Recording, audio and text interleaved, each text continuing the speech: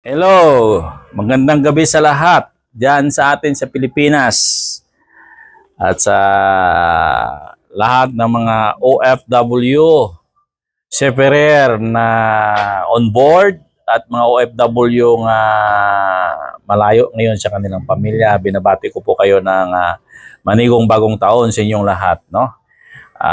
Kahit tayo ay malayo sa ating pamilya, enjoy lang natin yung ating New Year dito sa ating trabaho, especially sa mga seafarer no, on board.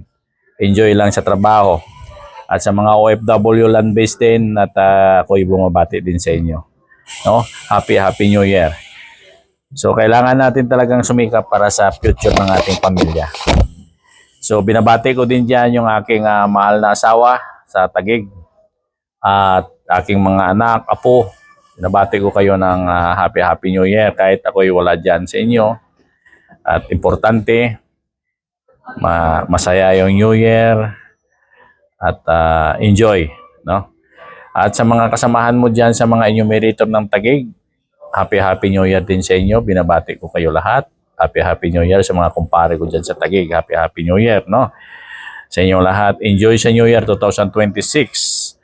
At sa mga aking kaibigan, no? At katrabaho dito ngayon, naka-duty rin, no? All 4-4 Filipino night shift. Happy New Year sa inyong lahat. And then sa aking province diyan sa Kabangkalan, ako po'y bumabati sa iyo, taos pusong bumabati ng happy New Year sa inyong lahat.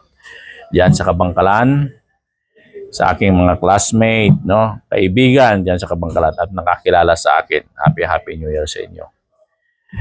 At aking mga kapatid, no, kay Tatay Phyllis, Happy New Year sa inyo. At sana this coming 2026 wala nang inom, no? Itigil na po yung inom.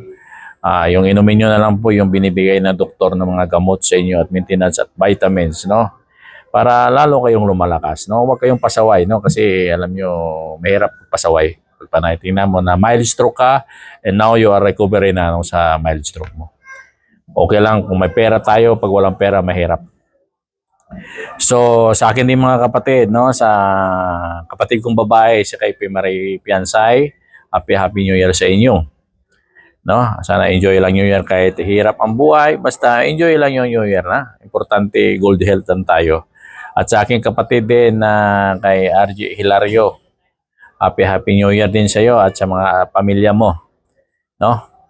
At kay Richard Hilario, no, Happy New Year din kahit kayo ay naging pasaway at nagkaroon ng bisyo.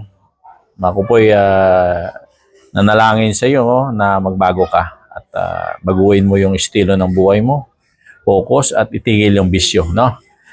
Yan lang po yung panalangin ko sa iyo, Negro. At happy New Year sa iyo ngayong araw na to, 2026. Sana magbago ka. At baguhin mo yung estilo mo. Dito lang mga kapatid mo. Dito lang ako sa suporta sa iyo. Basta magbago ka. Taos puso mong babaguhin yung estilo ng buhay mo. Nandito lang ako. At sa ating mga taga-barangay Dos pala, no? Happy New Year sa ating kapitan dyan, Samuel Buelafuerte. Happy New Year sa iyo, Noong Samuel, ha? Enjoy lang yung New Year sa mga kaibigan natin dyan sa Barangay Dos, Paglaom, no? Dyan tayo galing.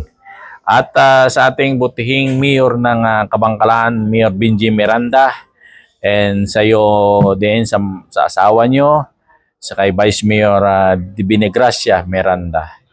At sa lahat ng mga empleyado ng syudad, no? Happy New Year sa mga opisyal natin dyan sa Kabangkalan. Happy New Year sa inyong lahat. Sana maging maayos yung takbo ng ating syudad, no? At mapupunuan natin yung kakulangan. Alam ko nag-improve pero meron pang kakulangan, no?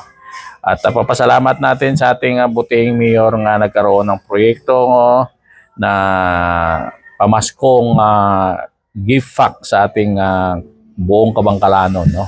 Kaya lang may mga mali din naman na kaunti pero alam mo Ibig sabihin kung may mga mali, dapat babaguhin, no? For the next, no? Sana tuloy-tuloy na yung proyekto na yan para lahat ng mga kabangkalanon ay enjoy sila sa kanilang pamasko sa galing sa siyudad ng Kabangkalan, no? Kahit maliit na bagay lang ay ating papasalamatan, no? So next time, medyo sa survey, medyo may mali, no? Kasi nagbe-base 2018, no? Medyo malayo, no? So dapat before magplano niyan, 1 year or 6 months or 7 months, nag-conduct na kayo ng survey, no? Bigyan nyo ng trabaho yung ating buting mga kapitan dyan, no? Sa siyudad ng Kabangkalan. That is only 32 barangays, no? Sa dapat bigyan sila ng task na sila mismo magpasa ng datos ng kanilang barangay kung ilang household ang meron sa isang barangay. At ipasa diyan sa DSWD o sa LGU natin para yan ang i-count ng mga pamaskong gift pack na pinabigay ng ating butihing mayor at ng siyudad ng Kabangkalan, no? So, para lahat makaabil, no? So, for the first time pa lang ito na nangyari na nagkaroon ng pamaskong handog sa Kabangkalan, no? Papasalamatan natin yan, no? Kahit kaunting bagay, huwag nating babatikusin dahil yan po ay for the first time sa administrasyon ni Benji Miranda. So, kung meron man may makakulangan ng ating mayor, suportaran na lang natin, no? So, wag nating babatikusin. Normal lang man yan na wala naman gobyernong hindi kumikita, no? Wala naman leader na kahit 5 walang kinikita. Meron yan. Hindi natin may iwasan yan. Ibang mga politiko malalaki, no? Importante, meron nakikita kayong development dyan sa Kabangkalan, no? Pero sana yung request ko, na yung about sa flood, sa baha dyan, na mabigyan ng solusyon, bigyan ng CCTV ang buong area ng Kabangkalan, no? Ang 32 barangays na yan, no? Dapat po-producean yan, no? Sa mga public area, no? Para ma-prevent natin yung mga criminal activities dyan sa lungsod ng Kabangkalan, no? And then, yung mga vendors dyan, pala, Mayor, request. Sana, kahit di man tayo nakita, dito ko lang i-request sa'yo. No, sana 2026 maayos at ma-organize ng mabuti yung mga vendors dyan sa Kabangkalan na hindi sila magtinda sa gilid ng daan kasi daanan po yan nagkukos ng traffic. No, at sa mga parking din sa mga truck dyan na nagdihatid ng mga delivery nila o yung mga paninda, ilagay sila sa tamang parking area. No, wag maging double park, no, sa area kasi kukos ng traffic, no. Iwasan po natin yan. So, yun lang po ang aking request at sana yung mga addictos at gumagamit ng mga bisyo dyan sa Kabangkalan, tigil nyo na, walang kabutihan, magaganda yan this coming 2026. Sana malinis yan dyan sa Kabangkalan, no? Request. At yun lang po. At sa mga classmate ko pala dyan sa Kabangkalan, happy New Year sa inyo at mga kilala sa akin, no? So, yun lang. At wala na. At sa buong pamilya ko, mga pinsan ko dyan, mga mabubuting pinsan, mga tiya kong mabubuti, happy New Year sa inyo, no? At sana itong New Year 2026 mahamuhang mungayang pamumuhay, no? Happy New Year sa lahat and God bless to all.